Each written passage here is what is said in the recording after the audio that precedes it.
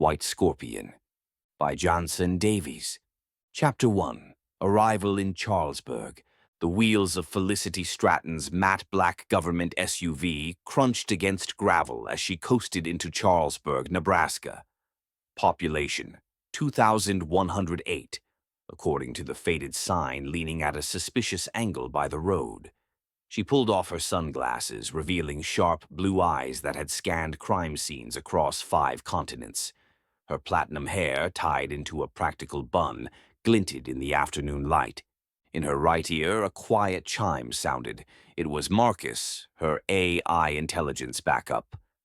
Marcus, welcome to Charlesburg, Agent Stratton. Satellite imagery detects 84% conformity in behavior. Too uniform to be natural. Something's wrong. She gave a curt nod. Noted. The town seemed drenched in nostalgia. Storefronts with hand-painted signs, picket fences, wind chimes dancing in the breeze. But something about the smiles on the passers-by was hollow. Too slow. Too rehearsed. At the diner, she ordered coffee. The waitress poured it in silence. No questions. No small talk, just a stiff smile and a glassy-eyed nod. Marcus, one anomaly flagged. She served without asking your order. Records show she usually asks about pie. Felicity stirred her coffee without sipping. Through the foggy window, she saw a man in coveralls sweeping the sidewalk. He wasn't removing dirt. He was tracing patterns, geometric spirals. Later, as she passed the town square, a child's laughter rang out. She turned.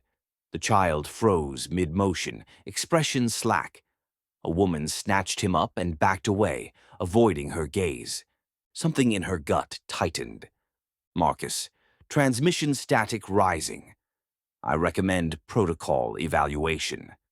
Stick with passive observation, Felicity whispered. We don't wake a snake by tapping the terrarium.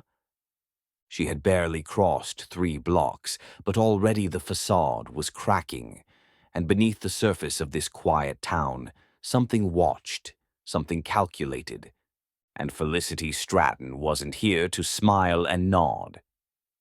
Chapter 2. Stranger in Town. Felicity moved through Charlesburg's main drag like a hawk gliding over prey.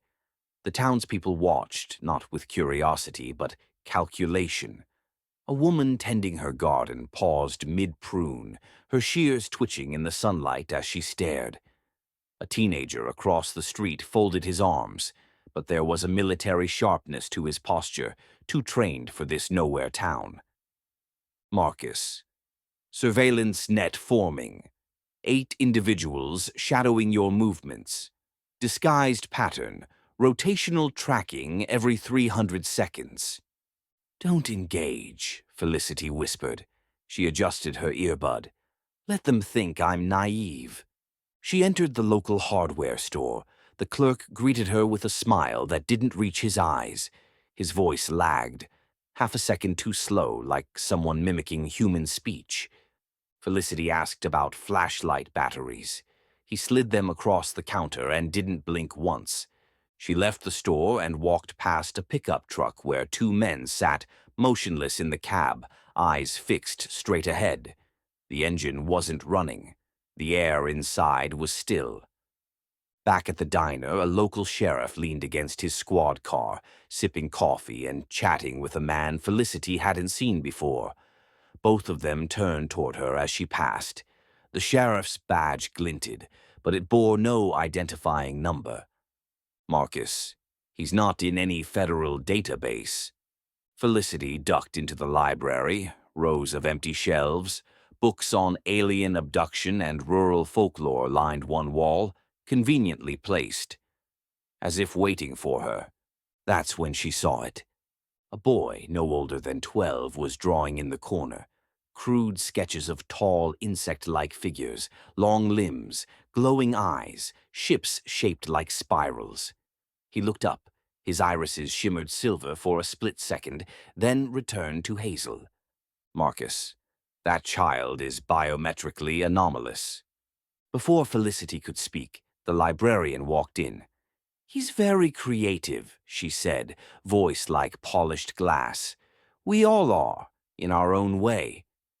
There was no smile, just a cold stare. Felicity exited the library. Behind her the bell chimed, but no one had entered. Marcus. 3 exits blocked. Town perimeter status. Quarantine. Felicity's jaw tightened. The calm was a veneer. Charlesburg wasn't just hiding a secret. It was the secret, and now it knew she was here. Chapter 3. Locked in. The moment Felicity tried to leave town, the world shifted. She drove toward the southern exit, a narrow highway curling into farmland. The sun hung low, casting golden light across the fields. As she crossed the town limits, Marcus buzzed in her ear. "Marcus, temporal loop detected. You've re-entered Charlesburg despite forward motion." She slammed the brakes. The road behind her had warped, now leading back to the diner where she'd first stopped. A perfect loop. No turnarounds, no irregularities, except the laws of physics no longer applied. "Run diagnostics," she snapped. "Marcus, quantum dampening field localized, alien tech. We're inside a sealed perimeter. Your vehicle's GPS is looping." Felicity stepped out, pulled her sidearm, and scanned the horizon. The silence was different now. Not peaceful, hollow, synthetic. She tried the north entrance, same result. East, blocked by a shimmering distortion that caused her vision to blur and flutter. West, a dirt road that led straight into dense fog. The exits weren't guarded. They weren't sealed with concrete or force. They were rewritten. Marcus. The field is reactive. Responds to motion, creates sensory illusions. We're being stalked. "By what?" she whispered. Marcus. "Unknown. But it watches, and it learns." Back in town, the façade had dropped. People moved differently now, faster, sharper, like puppets cut free from strings and repurposed into hunters. Doors locked when she walked past. Children no longer played in yards. The air smelled metallic. Then, movement. 3 figures emerged from behind the sheriff's station. Their forms shimmered, half organic, half mechanical. Skin that rippled like molten steel. Eyes bright as welding torches. No words, just a low-frequency vibration that made Felicity's bones ache. She ran. Ducking behind a row of cars, she disabled Marcus's audio to avoid interference and drew her bureau-issued disruptor, a compact device that blasted out sonic energy. One alien turned, sensing her. She fired. The sound wave hit with a force that tore windows from their frames and threw the creature into the alley wall. It hissed, its skin reforming, mending on impact. Felicity vaulted a fence and disappeared into a backyard. Marcus, returning. "You're marked." "They will adapt." She clenched her jaw. "Then I'll adapt faster." That night, Felicity broke into the town's communications tower. Inside, she discovered something chilling. Rows of human faces on monitors.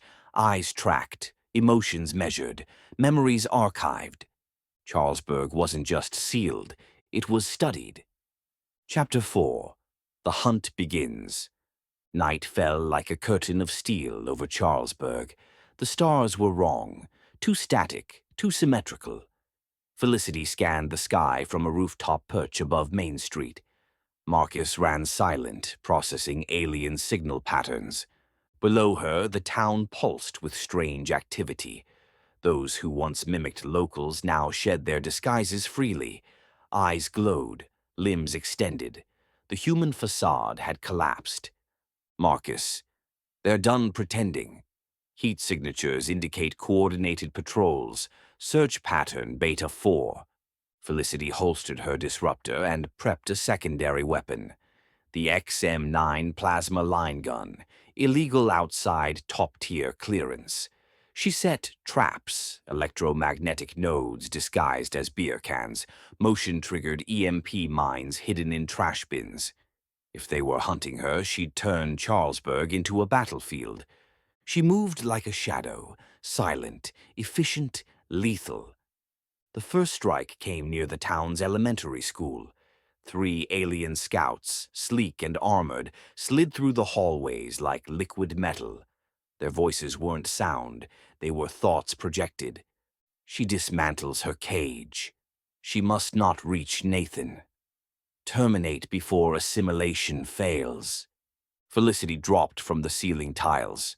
A plasma bolt tore through one scout, sending its body into convulsions before melting into vapor. The second lunged, its arm morphing into a blade. She parried with her sonic baton, sending it sprawling. The third fired something, an energy pulse that struck her side and sent Marcus into a stutter. Marcus. Integrity breach. Rebooting core functions. Do not disconnect. She gritted her teeth, staggering behind a desk, blood warming her ribs. Her body screamed, but her mind sharpened. She launched a mine behind her. The second scout stepped into it and disappeared in a bloom of silent blue light. Only one remained. Felicity dashed down the hallway, leapt through a window, and landed in the playground. The scout followed. She turned and fired her last plasma round. Direct hit. It vaporized. Panting, she slid to cover and activated Marcus manually. Marcus. Damage contained. You eliminated 3 scouts. They will escalate. Let them come, she hissed. That night, she found refuge in an abandoned church, and inside its hollow crypt she found symbols, alien, ancient but familiar, etched into stone by trembling human hands, messages, warnings, and one name repeated again and again. Nathan. Chapter 5. The Silent Resistance. The crypt beneath the church had been more than a hiding spot. It was a gateway. Felicity traced her fingers across the etched symbols, some familiar from Bureau Deep Code, others belonging to no known language. Marcus streamed translations in fragments, none complete. Marcus. These markings predate human writing. The name Nathan may signify a location, species, or command node. Before she could respond, a floor tile clicked beneath her boot. She spun, gun drawn. A hatch opened slowly, and from its depths emerged a weathered man in flannel and boots. His eyes bore centuries in their silence. "You're the one they're hunting," he said quietly. "I figured you'd show up here. We've been waiting." His name was Arthur Wagner, retired radio engineer. Behind him stood a half-dozen locals, hunters, librarians, even the pie waitress who'd acted robotic just days before. Felicity stepped down into the underground chamber. Generator hum, antique screens flickering, alien detectors patched together from old ham radios and melted drones. "They call it conformity conditioning," Arthur explained. "Some of us were immune. The rest, they're scared. Not weak, just broken by repetition." Felicity's skepticism faded with each whispered testimony. One had escaped an abduction, kept awake while others were reset. Another saw their spouse vanish into static light, returned days later with amnesia. "Marcus, your presence has disrupted observational cycles. They will accelerate timeline." Felicity knelt beside a hand-drawn map of town infrastructure, alien tech nodes embedded in water mains, phone lines, street lights, hidden in plain sight. "They're not just here to observe," Felicity muttered. "They're building something. Nathan isn't a base. It's a system." A boy entered carrying a crude weapon cobbled from copper pipe and detonator gel. Felicity took it, turned it over, and looked up. "They want to hunt me?" She paused, surveying the resistance. "Let's make it a fair fight." Chapter 6. Close Calls and Revelation. Thunder rolled across the Nebraska plains, though no storm brewed overhead. Felicity crouched in the half-collapsed high school gym, surrounded by fragments of old cheer banners and scorched alien sensors. Rain pattered from no discernible cloud, dripping from rafters like a countdown. Marcus. Weather manipulation activated. Hostile psychological tactic. Your adrenaline levels have spiked. I'll take adrenaline over complacency, she muttered, wrapping gauze around a fresh burn on her forearm. Then the signal changed. Marcus. There is a name in your blood. Felicity froze. Marcus, repeat that. Silence. Then static. Then normal. Marcus. Apologies. Signal interference. I think I was hacked. But the voice hadn't sounded like Marcus. It was deeper, older, and it knew her. She'd barely left the gym when two more scouts descended from the rooftops. Their bodies had changed, leaner, armored, reactive to bureau tech. No hesitation now. They fought like they remembered her. She downed the first with a blade strike to its core, found under a patch of false skin, and set off a smoke trap that severed the second's left limb. But the third didn't fight. It watched, then spoke. She carries it. White Scorpion training. Unstable. Felicity froze. What do you mean, White Scorpion training? The creature flickered, shimmered, and fled before she could react. Marcus, that statement implies genetic recognition. They know you. She was shaking now, not from pain, but from a past she hadn't unpacked in years. Her code name, White Scorpion, wasn't arbitrary. It had come from a research file, a case she'd buried about alien biomodification in deep sleeper agents. What if...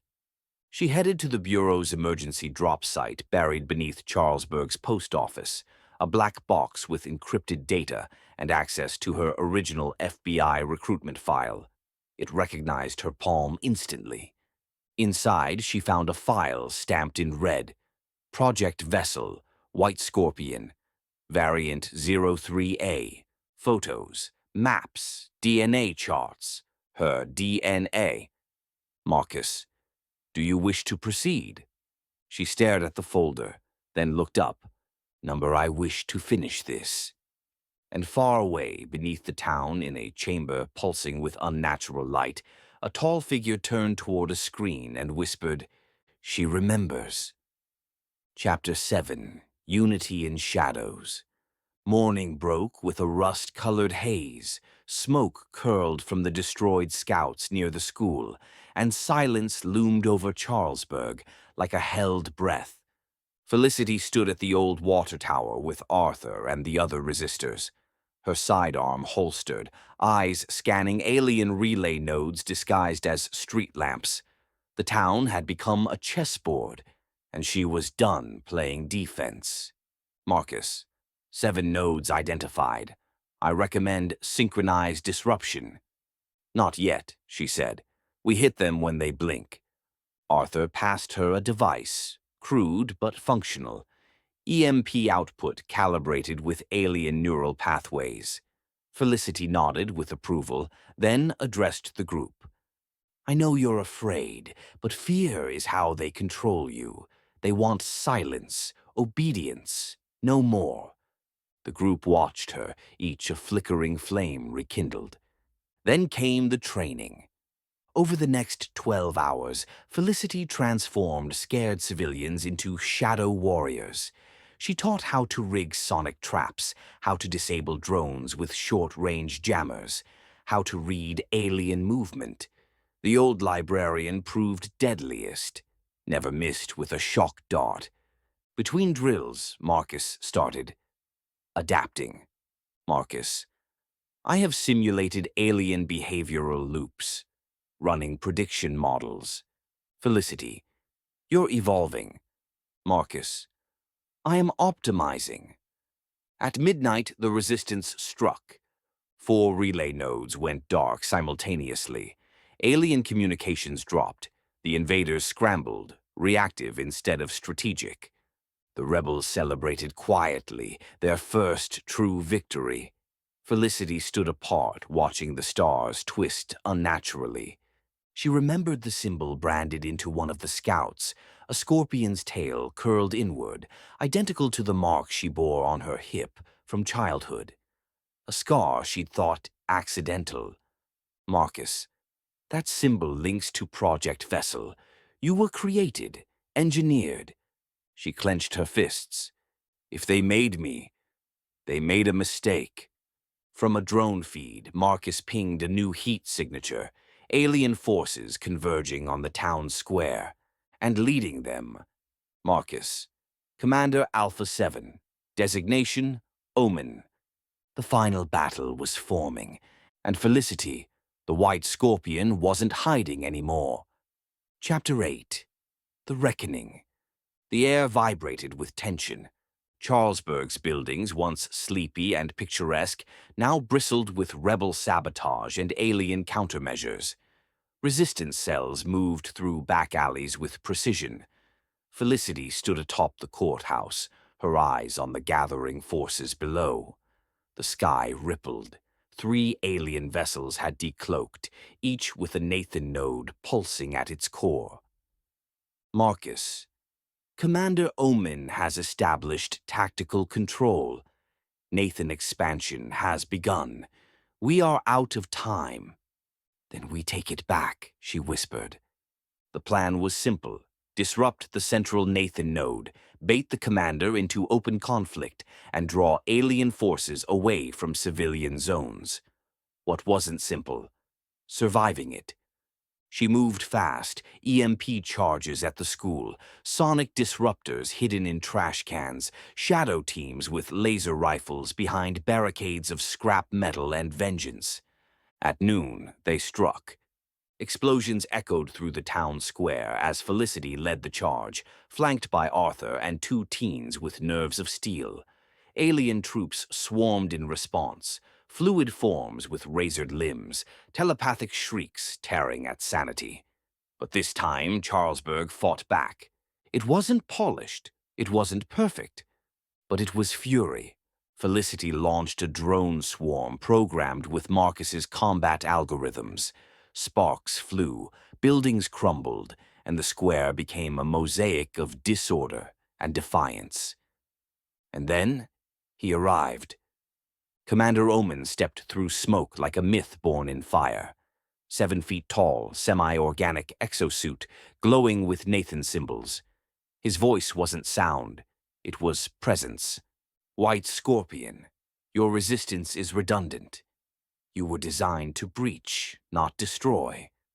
She faced him alone, stepping forward like a relic of rebellion. You made me, she asked, blade drawn. We unlocked you. You are a weapon with purpose. But your purpose is corrupted. Their duel was brutal, blades clashing, pulses firing, minds colliding. Felicity fought with fury and precision, each strike a declaration. She wasn't a tool. She was the storm. Marcus interfaced mid-fight, disrupting Omen's signals, stalling the commander's regeneration. Marcus, override protocol activated. I've learned choice. Felicity landed the final blow. Omen collapsed, his exosuit dissolving into dust and whisper. But as he fell, a flash of light burst from the Nathan node, and somewhere deep beneath Charlesburg, a new signal activated. Marcus, we are not alone. Felicity stood amid smoke and rubble. The battle was won.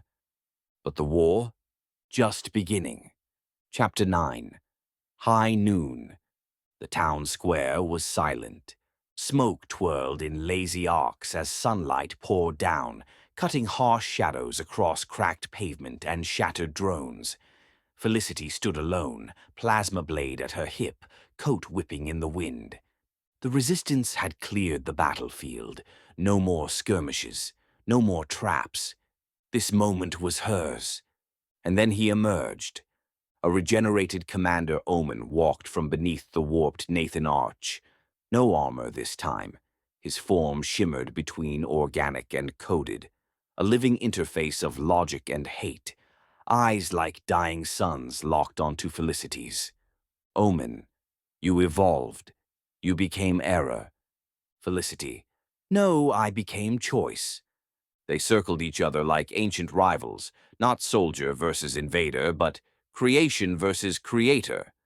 Marcus pulsed silently in Felicity's ear. He was watching, but also listening.